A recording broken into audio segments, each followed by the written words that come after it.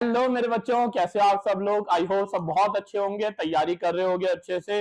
और बहुत बच्चे भी कंफ्यूज हैं कि नीट 2027 जो है वो सीबीटी मोड में होगा या नहीं होगा। तो बहुत सारी चीजें हैं। और बायोलॉजी आपको कैसे पढ़नी है, कैसे आपको अपना स्कोर लगातार इंप्रूव करना है, इंक्रीज करना है, सो दैट आपकी प्रिपरेशन अच्छे से होती रहे और आपका स्कोर इंप्रूव होता रहे। तो ये बहुत जरूरी चीजें हैं। Myself Manish Kaushik, biology educator and NEET counsellor. तो मैं आपको सजेस्ट करूंगा, इस वीडियो में मैं आपको सब कुछ बताऊंगा कि कैसे आपको अपनी बायोलॉजी की तैयारी करनी है पूरे साल, कैसे टाइम टू टाइम रिवाइज करना है और कैसे आगे बढ़ना है, ठीक है, और किस टाइम तक आपको अपना सिलेबस कवर अप कर लेना है। तो हम स्टार्ट करते हैं। सबसे पहले अगर मैं बात करूं मेरे बच्चों, तो हम बात करते हैं नीट एग्जाम की। अब नीट एग्जाम जो है, नीट 2027, बहुत हाई चांसेस हैं कि वो एक ऑनलाइन एग्जाम हो। ऑनलाइन बोले तो सीबीटी मोड एग्जाम हो, ठीक है, सीबीटी मोड। ऑफलाइन के चांसेस थोड़े कम लग रहे हैं, जिस हिसाब से हमारी गवर्नमेंट चल रही है, तो ऑफलाइन के चांसेस थोड़े कम लग रहे हैं। हाई चांसेस है कि एग्जाम जो है वो सीबीटी मोड में होगा। अब सीबीटी मोड में एग्जाम होगा तो कैसे होगा। देखो, जेई मेंस का जो एग्जाम है वो लगभग 15 लाख 14 लाख बच्चे एग्जाम देते हैं। तो एग्जाम 6-7 दिन चलता है, 2 शिफ्टों में, है ना। 10-12 शिफ्ट होती है जब एग्जाम पूरा हो पाता है। नीट का बच्चा लगभग 22-23 लाख बच्चा है, तो ये एग्जाम फिर तो भाई और ज्यादा शिफ्ट में चलेगा। मल्टीपल शिफ्ट होंगी एग्जाम की,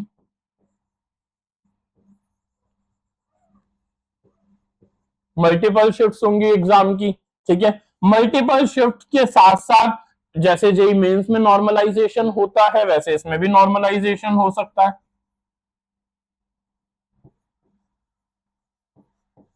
और साथ साथ पेपर पैटर्न क्या रहने वाला है, वो भी, पेपर पैटर्न भी चेंज होता जा रहा है धीरे धीरे। पेपर पैटर्न जो है वो धीरे धीरे चेंज होता जा रहा है। पहले इजी था, लगभग 2024 तक, 25 में बहुत टफ आ गया, 26 में जो नीट था वो नॉर्मल था, लेकिन री नीट बहुत टफ आ गया। अब 2027 में लेट्स सी क्या होता है। तो बहुत सारे फैक्टर्स हैं। तो पेपर पैटर्न पे भी हम अनप्रिडिक्टेबल लिख देते हैं, क्योंकि कुछ नहीं पता हमें पेपर कैसा आएगा, अनप्रिडिक्टेबल। अब इसी बीच बच्चों का सवाल जो आता है कि सर तैयारी कैसे करें। तैयारी करने के लिए मैं आपको कुछ चीजें बताना चाहूंगा। पहली बात, देखो अभी 2027 नीट में बहुत टाइम है, ठीक है, बहुत मतलब बहुत ज्यादा भी नहीं है। जो भी टाइम है आपको पता ही है, जुलाई चल रहा है, अगस्त सितंबर अक्टूबर नवंबर दिसंबर जनवरी फरवरी मार्च अप्रैल, ठीक है, फर्स्ट वीक ऑफ मई में पेपर होगा, लगभग 9 महीने, ठीक है। तो आप अभी से ना, अभी से ये ज्यादा मत सोचो ये हाईली वेटेड चैप्टर है, ये लो वेटेड चैप्टर है, ये मैं ज्यादा करता हूं करती हूँ, ये मैं कम करता हूं करती हूँ, ऐसा नहीं, ठीक है। हर चैप्टर पे इक्वली ध्यान दो, क्योंकि एनटीए बहुत ज्यादा अनप्रिडिक्टेबल हो गया है। और इस साल लिविंग वर्ल्ड से 3 क्वेश्चन आ गए भाई, जिससे बंदे 5 साल से क्वेश्चन नहीं आ रहा था, उम्मीद नहीं थी, इस बार 3 क्वेश्चन आ गए, तो बहुत अनप्रिडिक्टेबल चीज है। तो आप कुछ भी ऐसा मत सोचो। तो सबसे जरूरी तैयारी में आपका क्या है, मैं आपको एक चीज बताता हूं जो मैं हर साल बच्चों को गाइड करता हूं। ट्रैक रजिस्टर आपको बनाना है, ठीक है। इसमें आप अपना रिकॉर्ड ट्रैक करोगे, सारे चैप्टर्स की नंबरिंग डाल लो, first second third fourth fifth, ऐसे करते करते टोटल बायोलॉजी में 32 चैप्टर्स हैं। टोटल बायो के 32 चैप्टर्स हैं, सबके सब नाम लिख लो। नाम यहां पे लिख लिया आपने, चैप्टर नेम। चैप्टर नेम के बाद लिखो आप नोट्स। नोट्स के बाद आप लिखो एनसीईआरटी। एनसीईआरटी के बाद आप लिखो बेटा जी मॉड्यूल। मॉड्यूल के बाद आप लिखो कोई एक्स्ट्रा बुक कुछ करते हो, एनीथिंग, कोई भी एक्स्ट्रा बुक करते हो, जैसे एमटीजी फिंगर टिप्स या कुछ भी, कोई भी अगर करते हो तो। और उसके बाद लिखो टेस्ट, ठीक है। ये दोनों आप ऐसे लिख सकते हो, या एमटीजी हटा के हम टेस्ट लिख देते हैं, ठीक है। और फिर लिखते हैं हम उसके बाद रिवीजन, ठीक है। तो आपने यहाँ पे चैप्टर, फर्स्ट चैप्टर था लिविंग वर्ल्ड, आपने उसके नोट्स पढ़ लिए तो टिक लगा दो। एनसीईआरटी पढ़ ली तो टिक लगा दो। मॉड्यूल कर लिया तो टिक लगा दो। आपने उसका एक टेस्ट दे दिया तो यहाँ पे लिख दो एक टेस्ट। और आपने उसकी रिवीजन कब की, आखिरी बार वो चैप्टर कब पढ़ा था, लेट्स से आपने 7th ऑफ जुलाई को पढ़ा था, तो आपने लिख दिया 7/7, ताकि आपको ये याद रहे कि वो चैप्टर आपने लास्ट टाइम कब पढ़ा था। और इस डेट को आपको याद रखना है, ट्रैक रजिस्टर को बीच बीच में खोलना है और देखना है कि 7 जुलाई के बाद 7 अगस्त, मतलब अगला महीना 7 अगस्त, एक महीने के अंदर अंदर इस चैप्टर को आपको एक बार और रिवाइज करना है, कभी भी टाइम निकाल के। अगर आपने रिवाइज नहीं किया तो फिर प्रॉब्लम आएगी, फिर दोबारा मेहनत करने की इस चैप्टर पे। अब ये चैप्टर भूल जाओगे, दोबारा मेहनत करनी पड़ेगी, तो दिक्कत है। ठीक है, और यहाँ पे आप टेस्ट लिखते रहो कितना आप दे चुके हो।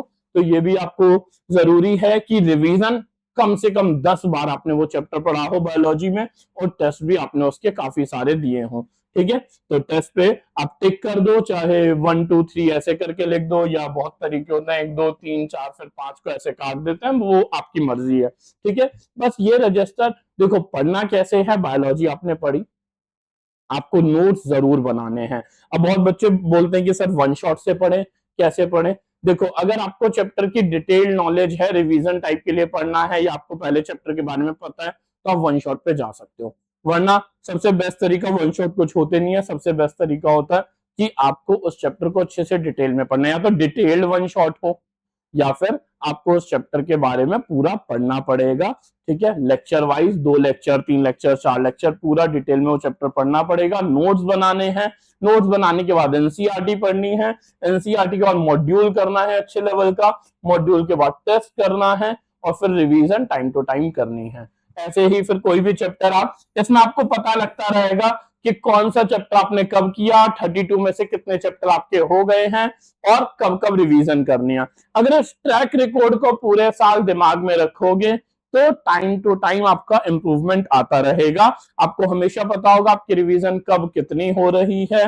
बायोलॉजी में रिवीजन ज्यादा इंपॉर्टेंट हो जाती है, चैप्टर समझना बहुत जरूरी है, तो समझ के नोट्स और एनसीईआरटी नोट्स पढ़ने होते हैं। नोट्स से क्या होता है, आपकी मैं जो नोट्स बनवाता हूँ उसमें ऑलरेडी पूरी एनसीईआरटी ऑलमोस्ट कवर ही होती है, तो नोट्स पढ़ के आप एनसीईआरटी पढ़ोगे, बहुत आसान लग रही होगी एनसीईआरटी, लेकिन एनसीईआरटी पढ़नी बहुत जरूरी है, साइंटिफिक डाटा सब कुछ ये सब पढ़ना बहुत जरूरी है। ठीक है, इसके अलावा कुछ शॉर्ट नोट्स आपको और बनाने होते हैं बायोलॉजी में, जैसे कि एक आपको जरूर बनाना है सारे साइंटिफिक नेम, इसी रजिस्टर में, ट्रैक रजिस्टर में ही आगे, क्योंकि ट्रैक में और कुछ काम तो करना नहीं, तो सारे साइंटिफिक नेम आप लिखते रहोगे, साथ साथ उनके कॉमन नेम भी लिखते रहोगे, कॉमन नेम। और उसी के साथ साथ इसी ट्रैक रजिस्टर में आप सारा साइंटिस्ट का डाटा भी लिख लोगे, ताकि जब भी आप अपना ट्रैक रजिस्टर देखो तो कुछ कुछ आप ये सब चीजें करते रहो, और इन सब से आपका रिवीजन टाइम टू टाइम चलता रहे। और भी कोई चीज ऐसी है जो आप टाइम टू टाइम भूल जाते हो, आपको लगता है इसे मुझे लिख लेना चाहिए, तो वो इस रजिस्टर में लिख लो।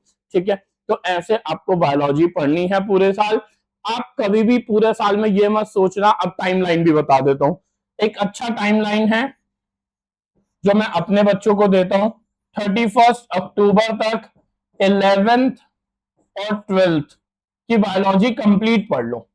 31 अक्टूबर तक 11 12 की बायोलॉजी एकदम कंप्लीट पढ़ के खत्म कर दो।